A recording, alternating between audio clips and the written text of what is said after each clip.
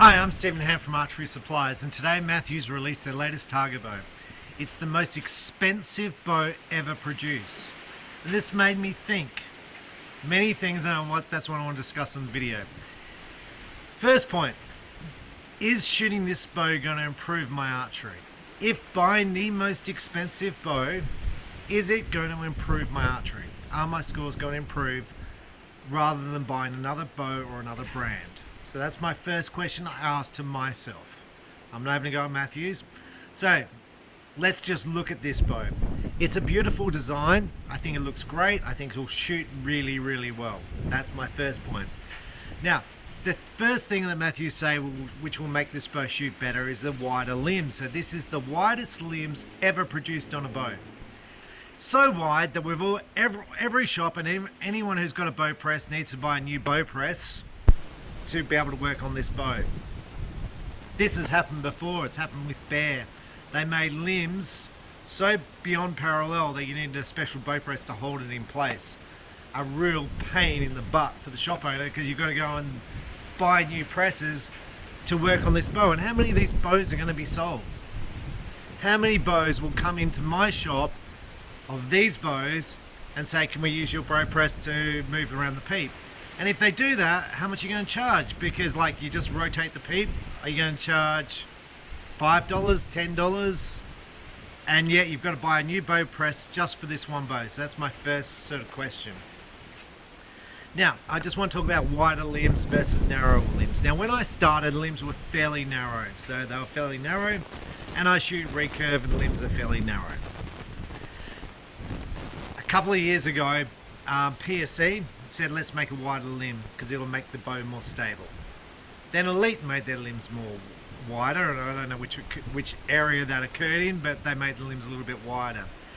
Me personally, I found no difference between wider limbs and more narrow limbs, except to fit them onto a bow vise was a pain. So the bow stand became a pain with the wider limbs. I had zero impact on scores, zero impact on anything. So for me, it was a bit of a, here's our latest invention just to sell a new product, right? So that's my view on wider limbs.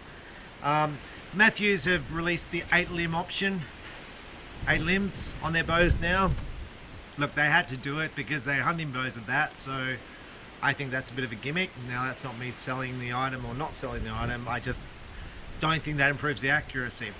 Now, on the new Title bow, it comes in a 36 and a 38-inch option, and that's great. The draw length is adjustable from 26 to 31.5, and poundage and draw length and let off is all adjusted with modules. A shop will need to purchase 180 modules to be able to cater for all the poundage options, draw length options, and let off options. So if you buy a Mathews Title and you go, look, I really want to try 75%, you've got to buy a module. Can I swap the module over so I don't have to buy the module? That's going to be the biggest question to every archery shop ever. Now, as an archery shop, you need to buy 180 of these modules, and as I understand, they are $70 US each. So in Australia, they're going to be about $110, $120 a module. You need to stock about $20,000 worth of modules to deal with this one bow. Now, that's okay if you're going to sell a whole bunch of these bows. But if the market's not that big and if you're one shop, you're not going to sell many of these bows. So you're going to need to stock a whole heap of modules to cater for very, very few bow sales. Now, for me, modules have been a real pain in the past. I've stocked hundreds of Mathews modules, hundreds of Elite modules, and you're sort of stuck with all these modules which become worthless. So what you're going to do is you're going to buy $20,000 worth of modules if you're a shop, maybe sell one, and how do you get your money back on the $20,000 worth of modules you just purchased? I can't see you'll ever get the money back because you have to sell so many. You'll have to sell maybe 80% of them to recover your initial price of buying the modules. Are you going to sell 80% of your modules? I've been in archery 40 years, I have never sold 80% of the modules I've purchased, ever. The other modules you've just got to throw away. I've thrown away hundreds of Darton modules because Darton always used to be modular. Martin used to be modular. I'm thinking about other bows. High Country used to be modular. Elite's modular. It was a nightmare. You literally went broke in modules, and Mathews have set up shops to do this again. It's just going to be a real burden for shops to sell. So this brings me up to the price point. The other features of the Mathews are the stabilizers. So you've got an integrated stabilizer,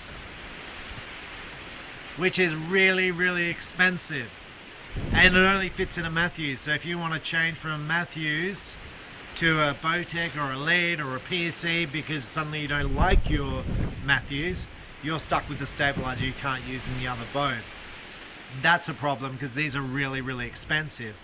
Now if you're already an existing target archer, you're going to have a stabilizer you're going to fit on your bow, so this is going to be a problem. The other problem I see with these Mathews specific stabilizer are the weights. Now the weights I currently sell, I sell 4 ounces of stainless for maybe $10, maybe. And I sell 4 ounces of tungsten, which are a quarter of the size of stainless, for, I'm going to come up with a guess, about $28. The Mathews weights are really, really expensive. So I'm going to say this is going to be a huge issue for target archers because most target archers, some are shooting 30 ounces, some are shooting 50 ounces. It's a massive amount of weight that you have to add, and it's going to cost you a fortune. And then if you want to fit tungsten, well, now we've got a problem. And those weights are non-transferable because it's specifically for the Mathews. So here's some of the problems. They've got integration of various other parts, rests, the V-bar, really, really expensive, and the sight also. So I think the bow looks fantastic. I think the price point is, I think it will sell at the price point, but I think the price point for the average archer is an issue.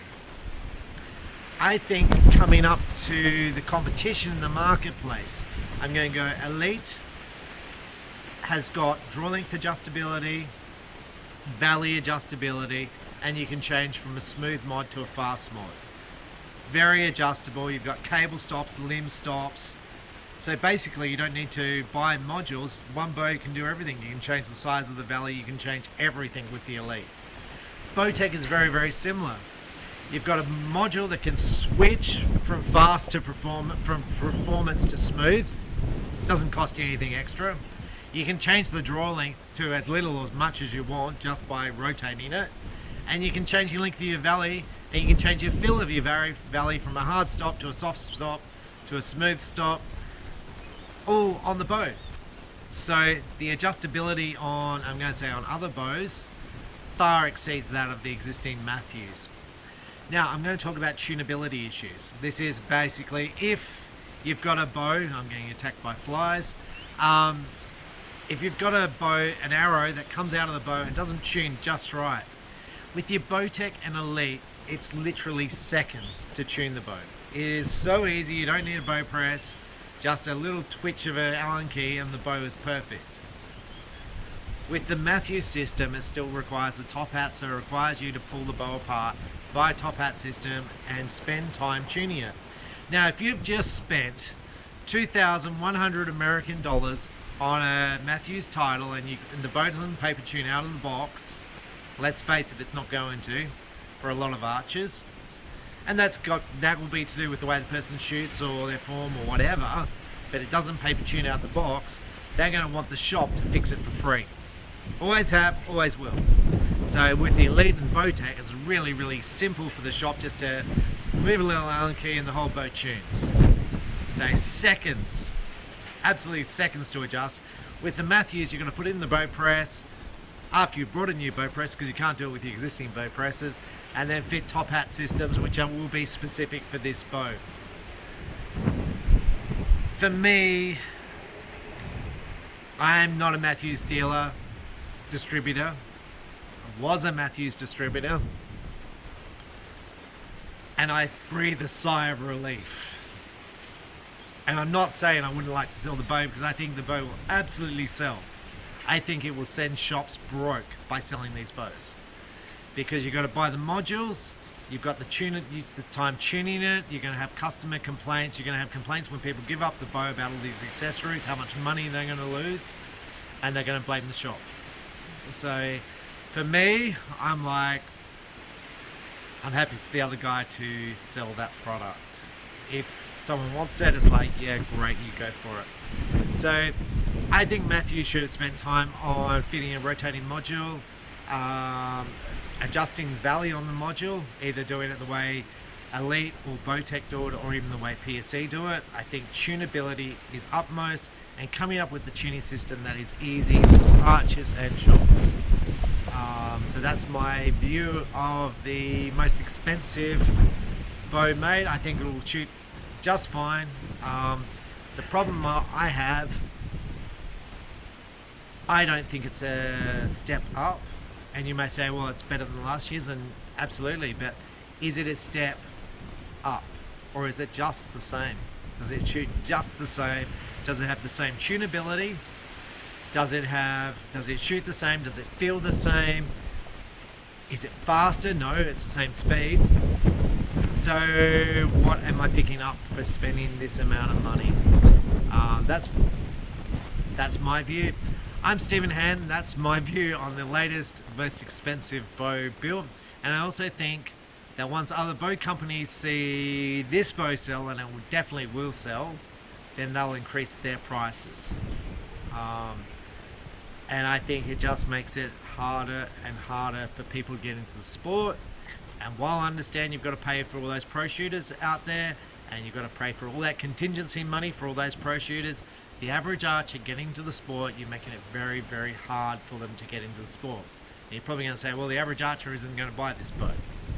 True, unless you're certain shops, and then you're going to sell it to the average archer. So, and I'm going to say a lot of shops will sell this bow to beginners. Absolutely 100%.